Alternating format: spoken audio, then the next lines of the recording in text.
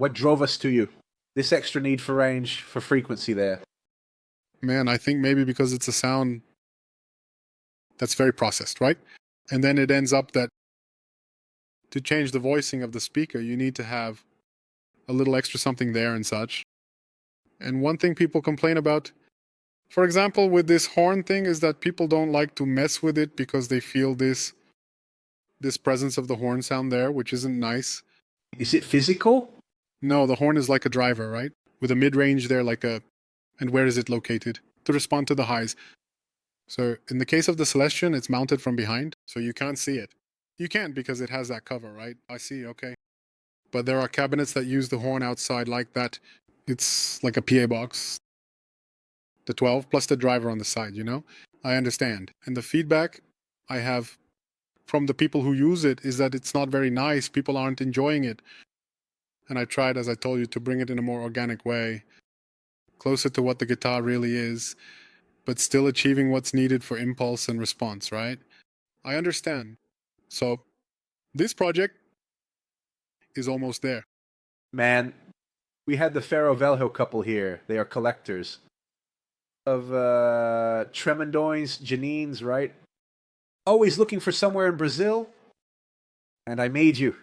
You also said they are your partners, right? Yeah. And there's that whole thing, right? About the Janinho Tremendo, which was basically a Fender in the crowd. Really, at that time, they say it was very close. It had a nice quality compared to Fenders. And talk a bit, man, about these amplifiers. Maybe even go back a bit in the past. I don't know if you know exactly what was being done in Brazil in the 70s, which was around that time. The speakers had quality.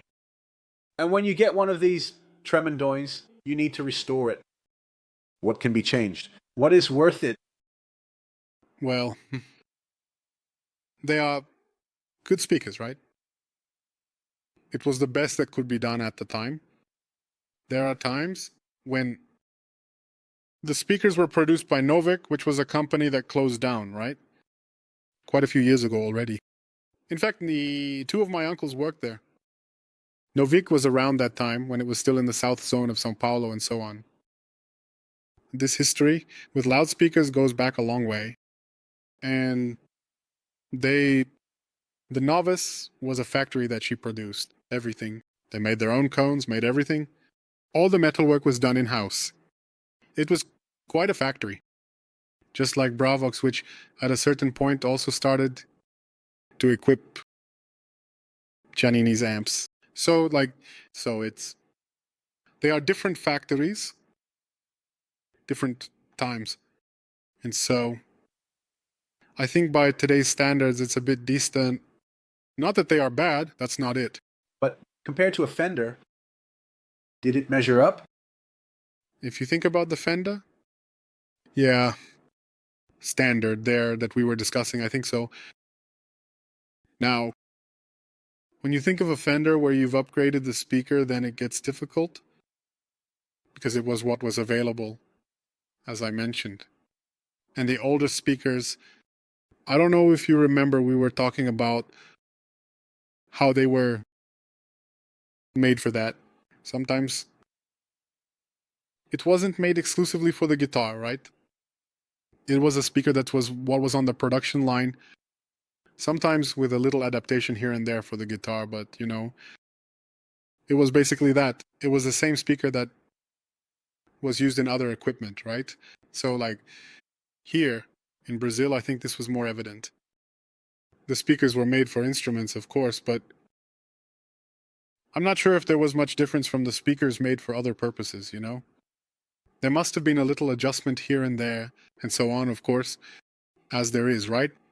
Indeed, but I'm not sure if this, in the end, this combination made one so different from the other, you know? And why is it that usually what is done for sound by a regular house, right? Man, ends up not working? For the guitar and vice versa, we were talking about this here. It was Rafael Nardelli who said this, right? That, well, man, usually what works for one works for the other. Everyone agrees with this. When those of us over 40, plug our guitar into the home amplifier, we found a good fuzz, natural distortion, right? Which Wasn't very pleasant for the family, and why is that? So it's the main reason is the inputs, the material it's made of, the speaker. The speaker designed for the guitar, it operates at a frequency where those who play and have contact with the amplifier are used to hearing. It sounds in that region, you'll know right away. It's something you've been doing for many years, you have this training. But who distanced this? In the beginning, it must have been all the same, right? Basically, at the start. Why do you think the person distanced this by ear? We want a creaminess in the sound here, a bit of warmth. It's just that it went on actually a distance at both ends. Both for... The speakers were adapting more to what was being played in terms of guitar. And it was also adapting to what was being manufactured in terms of cabinets, of hi-fi studio monitors, that kind of thing, that you need. The basic idea for building the speaker would be as flat as possible. You have this goal, keeping that in mind. Starting from the beginning of the speaker project, you say, well, I want a speaker as flat as possible, with the highest sensitivity possible, and so on. But like sometimes for guitar, that's not the deal. You need it to respond to the notes there, the frequencies it is usually accustomed to hearing, or where the guitar works. Where it was conventionally, by the guys who came playing, manufacturing amps, speakers, and so on. As we were saying, those old machines, they called them cinema machines, right? Which was a projector with a tube amp, film sound there, right? It had the speaker. It would play the film and reproduce the sound right there, right? In the same, people use this for guitars, they find it amazing because it's the Jensen from the Fender there, right? Old and all, it's the same speaker. People find it amazing? No, it's awesome. Tube sound, you know? But it's because, well, I think the manufacturing was done in the same way as what was put in the Fenders was put in these machines, you know? Anyway. But then later things started to specialize too, right? The market keeps growing. It exists. A demand starts to exist like, oh, this one? I need to deliver to Fender. Put it in their amps. They asked me for a change in this to make it sound this way. Mr. Leo Fender there, you know? And so it goes, right? And then it never ends, right? Then the guy starts using it, says, no, but I also saw someone here talking about Dick Dale, right? The story there that nothing could withstand Dick Dale playing on the Fender. And then, of course, they put a JBL speaker, which was a speaker not meant for guitar.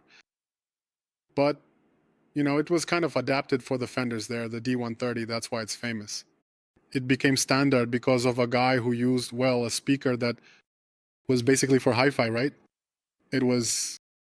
For watching this clip from Starling Cast, you can watch the full episode here in the video description.